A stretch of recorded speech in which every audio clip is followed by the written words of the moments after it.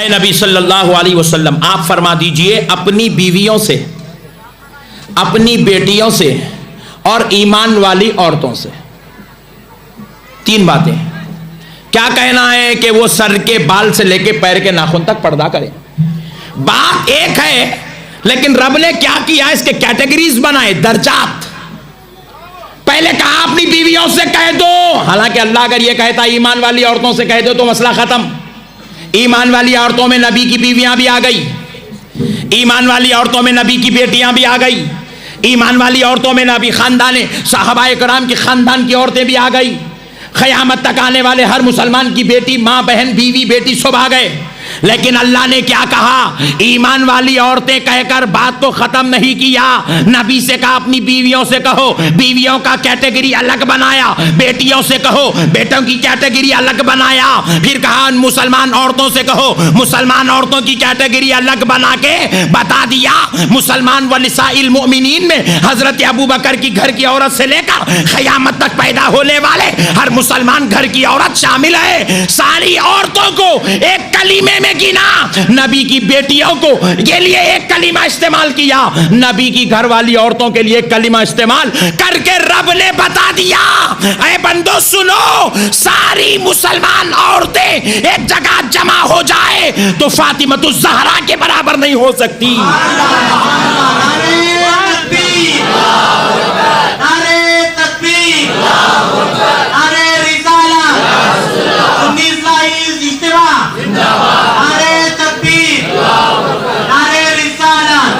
सारी मुसलमान औरतें मिल जाएं, बनातुर रसूल के बराबर नहीं हो सकती। सारी मुसलमान सहाबाए कराम की, औलिया अल्लाह की, उलमा की, सालिहीन की घर की खवातीन एक तरफ, फातिमतुज ज़हरा की जूती एक तरफ, हजरत उम्मे कुलसूम की नालैन एक तरफ, हजरत रुक़ैया का दुपट्टा एक तरफ। और रब कह रहा है सुनो, जब मेरे मुस्तफा की सारी बेटियां एक तरफ, तो फिर उनसे बड़ा मर्तबा अज़वाजे रसूल का है। नबी की बीवियां एक तरफ, रब खुद इनके दर्जात बयान करके बता रहा है। सारे हाफिज कुरान औरतें, सारे आलिम दीन औरतें, सारे मुफ्ती परहेजगार औरतें मिल जाएं, नबी के बेटियों के बराबर नहीं हो सकती है। नबी की बेटियां सब मिलकर एक जगह जमा हो जाए, नबी के अज़वाज के बराबर नहीं हो सकती है। तो फिर प्यारे बुजुर्ग और दोस्तों, क्या पता चला, जब वो खुदा पैदा तो सबको कर रहा है, लेकिन सबको एक जैसा दर्जा नहीं दे रहा है। दर्जे में बीवी अपनी सास के बराबर नहीं हो सकती, सास अपनी माँ के बराबर नहीं हो सकती, माँ अपनी नानी के बराबर नहीं हो सकती, नानी अपने दादी के बराबर नहीं हो सकती, दादी अपने खानदान की बड़ी औरतों के बराबर नहीं हो सकती। तो पता क्या चला, जब औरत औरत होकर औरत के बराबर नहीं हो सकती, तो हम उम्मती होकर मुस्तफा के बराबर कैसे हो सकते हैं।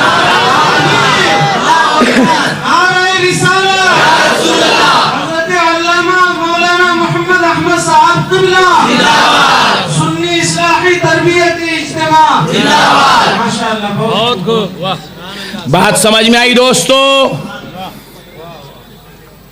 अजी ये कैसे दीवाने लोग दुनिया में पैदा हो गए। अरे कहां से आए रे भाई तुम लोग? पूरा हिंदुस्तान फिर के मैं बोल रहा हूं मेरे भाई, परेशान हूं मैं ये दीवानों की वजह से। नबी हमारे जैसे, नबी हमारे जैसे, नबी हमारे जैसे, नबी। अरे कौन से एंगल से दिखे रहे तेरे को तेरे जैसे? तू अगर वाकई अपने बाबा का बेटा है, एक एंगल से साबित कर दे नबी तेरे जैसे, मैं तेरी गुलामी करने को तैयार हूं।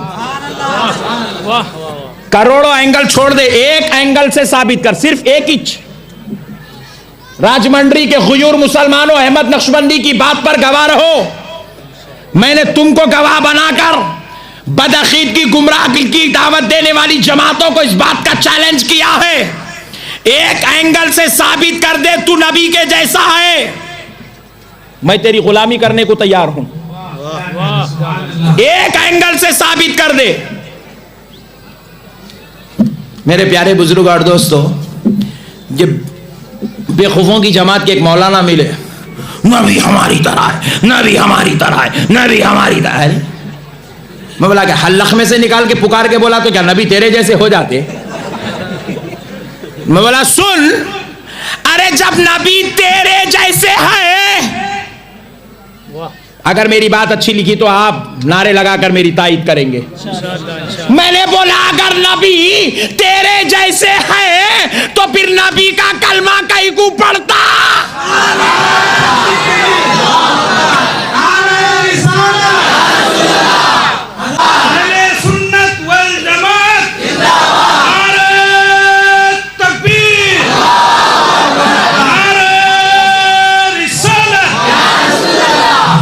मैं बोला नबी अगर तेरे जैसे है तो ला इलाहा इल्लल्लाह मुहम्मदुर रसूलुल्लाह कहीं को पढ़ता? अरे जब तेरे जैसे है तो पढ़ ला इलाहा इल्लल्लाह अब्दुल जलील रसूलुल्लाह, ला इलाहा इल्लल्लाह हजरत जी रसूलुल्लाह। एक वक्त पढ़, एक इंच बार पढ़। जिस दिन पढ़ा दूसरी सांस लेने से पहले मुफ्ती साहब फतवा देंगे, मौलाना गुलाम मुस्तफा रजवी कहेंगे यह काफिर हो चुका है। होगा कि नहीं होगा? अपने जैसा बोलता फिर कलमा उनका ही पढ़ता। अरे तू कहां से आया? क्या दीवानेपन की हद हो गई भाई? नहीं भाई, दीवानेपन की। मेंटली रिटायर्ड है मेरे भाई लोग। हाँ, मैं पकड़ पकड़ के लेके जाके दे रहा हूं, 250 रुपए दे रही। आपको भी मिले तो लेके जाओ। अरे नबी को अपनी जैसा समझने वाले फिर कुरान कहीं को पढ़ता? बोल अल्लाह को मेरे ऊपर भी भेजो, बोल। अरे नबी को अपने जैसा समझने वाले तू नबी की सुन्नत पे अमल कहीं को करता? अपनी नई सुन्नत बना। नबी कपड़े पहनते थे तू उतार के फिर अपने जैसा समझता। पुलिस वाले को बोले मैं तेरे जैसा हूं, हट। उन्हें बोलता इधर आ, बिठा रहे इसको गाड़ी में। अरे तू मल्लेश को अपने जैसा नहीं समझ सकता, तू रमेश को अपने जैसा नहीं समझ सकता, नबी को अपने जैसा समझता। क्या भाई? एक दिन ट्रैफिक पुलिस वाला रोके तो बोलना आज चिट्ठी तू नहीं मैं फाड़ता हूं। हो सकता? बोलो ना जी। ये अलग बात है, तू जो है गवर्नमेंट की चिट्ठी फाड़ता हूँ, मैं मदरसे की फाड़ता हूँ, वही फाड़ के बता दे। सही बात है। अरे तू नबी के जैसा, रमेश के जैसा नहीं हुआ तो नबी के जैसा कैसा हो सकता? मेरे प्यारे बुजुर्ग और दोस्तों, जिसे गवर्नमेंट ड्रेस देकर चौरस्ते पे खड़ा कर दे तो ट्रैफिक पुलिस वाले के बराबर नहीं हो सकता। जिसको दुनिया की गवर्नमेंट ने ओहदा दिया है, अरे जिसको अल्लाह ने अपना हबीब बनाया है, जिसको अल्लाह ने नबियों का सरदार बनाया है, जिसको अल्लाह ने मालिक जन्नत बनाया है, जिसको अल्लाह ने मुख्तार कायनात बनाया है, जिसको अल्लाह ने शहीद करबला का नाना बनाया है, जिसको अल्लाह ने अंबिया का इमाम बनाया है, जिसको अल्लाह ने लामका का मकी बनाया है, जिसको अल्लाह ने अपने दीदार से मुशर्रफ किया, जिस पर अल्लाह ने कुरान उतारा है, जिसको अल्लाह ने हमारे लिए शरीयत दे के भेजा, जिसको भेजा तो रब कह रहा है मैंने तुम पर एहसान किया कि अपने हबीब को तुम्हारे बीच में भेज दिया।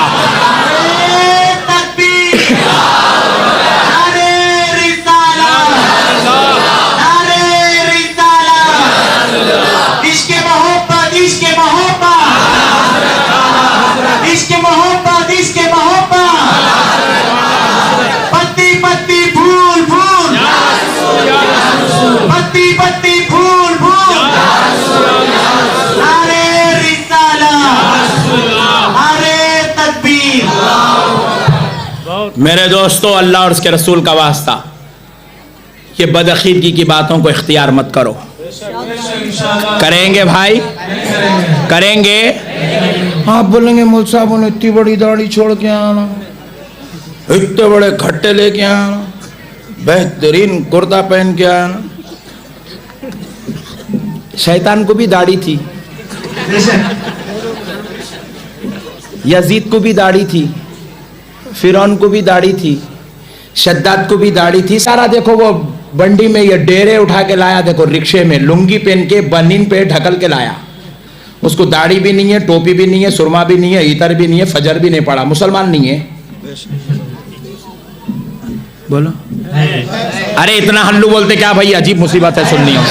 और जरा जोर से बोलो जी। अजीब, मुसलमान का दाढ़ी से टोपी से कोई ताल्लुक नहीं है, ये अलग बात है। मुसलमान हुआ तो दाढ़ी छोड़ता, बात समझ रही? ये अलग बात है। मुसलमान है इसलिए नमाज पढ़ता है, मगर उन्हें नमाज नहीं पढ़ा भी तो मुसलमान ही है, उन्हें दाढ़ी नहीं छोड़ा भी तो मुसलमान भी। जितने बैठे इतने देखो आज शेफ बना के मौलाना देखने जरा अच्छा दिखना बोल के, क्या इन लोग मुसलमान नहीं है? मेरे प्यारे बुजुर्ग और दोस्तों, ईमान का ताल्लुक, मुसलमानियत का ताल्लुक दाढ़ी से, टोपी से, शमले से नहीं है। ईमान का ताल्लुक इश्क़े मुस्तफ़ा से है। ईमान का ताल्लुक मोहब्बत मुस्तफ़ा से है।